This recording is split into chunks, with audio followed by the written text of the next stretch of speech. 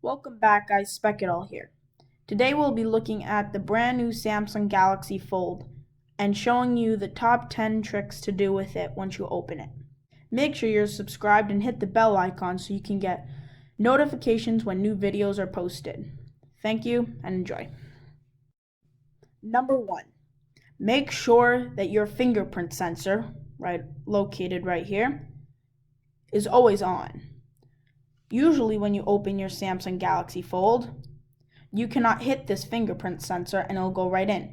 You will have to hit this and then this. But with some configurations in the software settings, you can easily just tap it and you're right in. I'll show you how to do that. So first, you go into your settings, which is located right here. You go to your search bar, type in fingerprint unlock. Once you're located, it'll show you this. Go fingerprint always on, enter your PIN, and there's this option that's fingerprint always on. Make sure this is not off. It's usually off, but make sure it's on. If it's on, you'll have a lot better accessibility to your Samsung Galaxy Fold. Next thing to do is to go back into your settings, go to your search bar, and type in navigation bar. This will bring you to this. 3 choices. Click just navigation bar.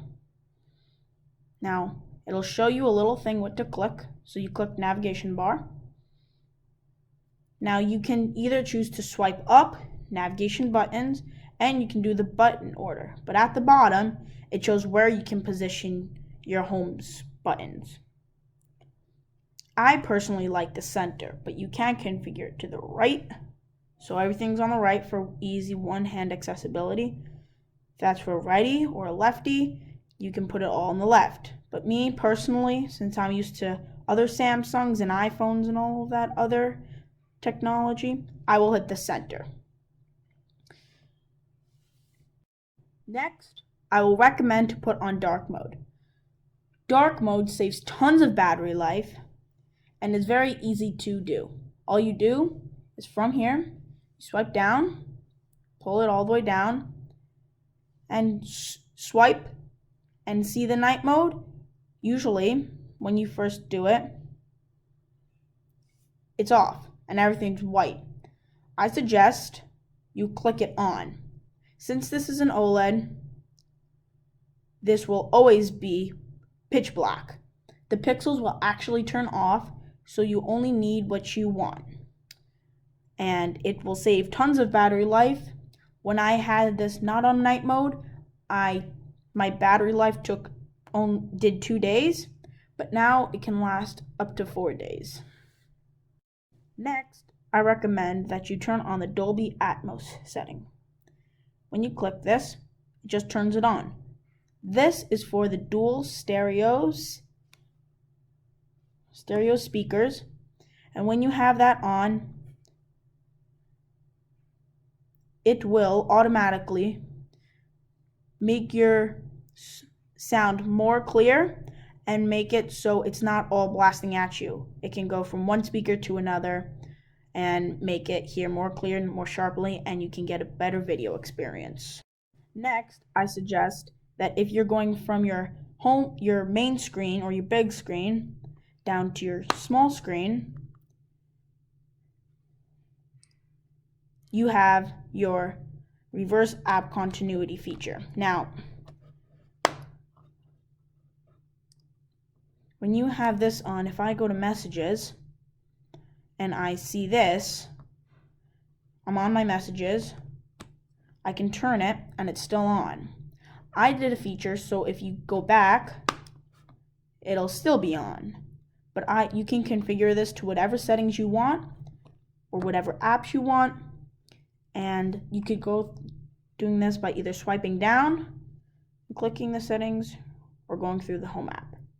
Next, I would go to the search bar and type in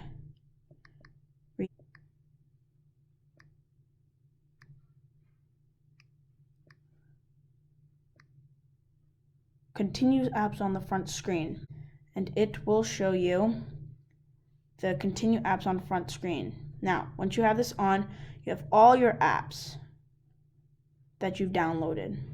Now, you can select what apps you would like. So for instance, if I'm watching Netflix and my school starts or my bell rings and I immediately need to turn in my phone, I can quickly just shut it and it'll shut off. But let's say somebody calls me and I'm in the messages. I don't want to shut the phone off because then it would be a big hassle to answer the call and it may decline it. So I clicked my apps I wanted, so I don't need 7-Eleven, Audible, and all these others.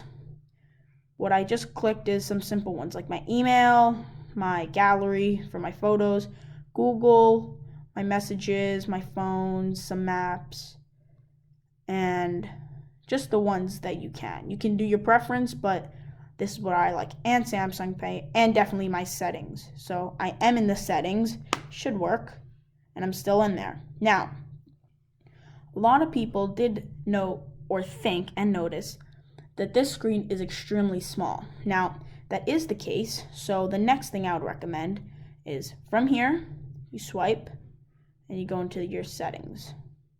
Now you can go to next. I will go to show keyboard button. I will go to not this, but I will go to on-screen keyboard, Samsung keyboard, smart typing, scroll down, swipe to type, and make sure you turn that on.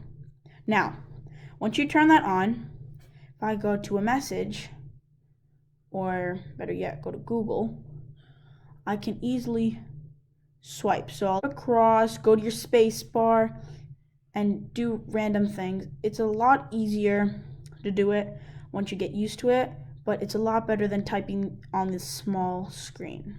So you will mess up a lot less, and you will not have to go through the hassle and not get annoyed and not want to return this product. Next, I would suggest to have a clock on one of your screens, and when you open it, your weather on another. Even though this is just a random fact, it is very useful by the end and will save you tons of time.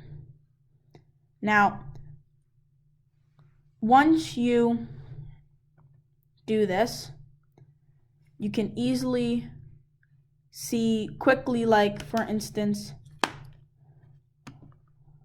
oh, there's my time. You can do that once you have that open. You have your time, analog.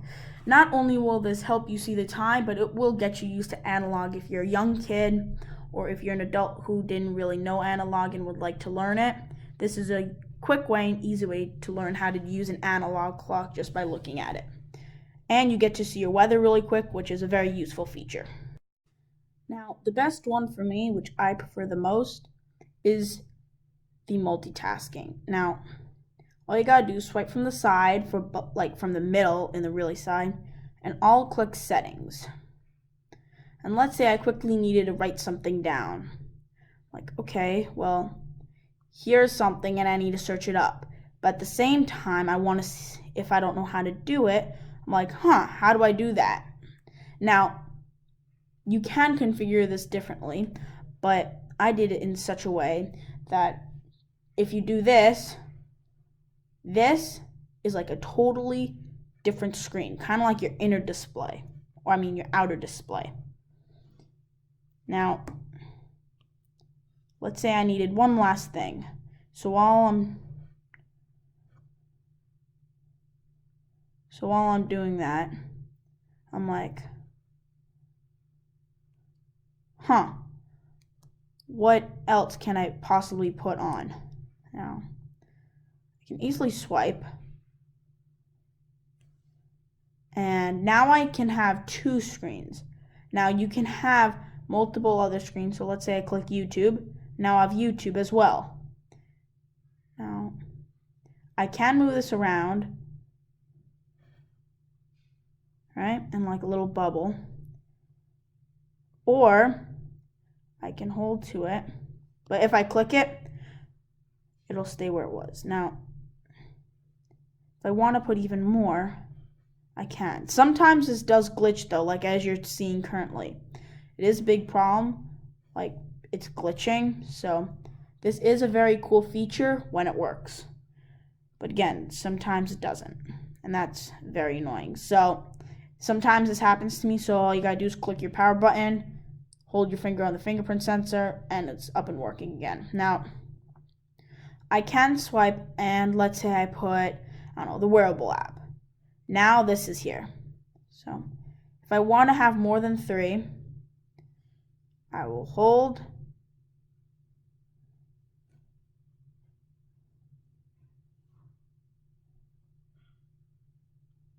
See, sometimes it still glitches. I hope Samsung can fix this, because if I need to go back to my settings, it's moving everything around and I cannot hold it. And this is a pretty bad glitch, but I really hope Samsung fixes this. That was something that is my concern. So in order for me to fix it, what I did is I just went like this and closed all. And then I hit the home button. I go and I close all. Now everything's gone. So let's try to redo that one more time. So let's say I'm in Chrome. And now I want to, I don't know, go see something else. So let's just bring this over. Oh, well, here's my calendar. Let's go to YouTube.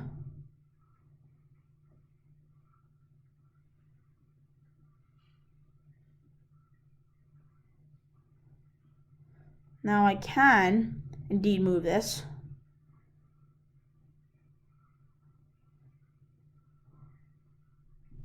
Now, I can also do something which I think is pretty cool.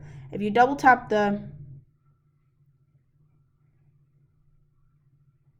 or if you just hold it, it'll become into a bubble. Now, this is where everything starts to become really cool, because now you can move it.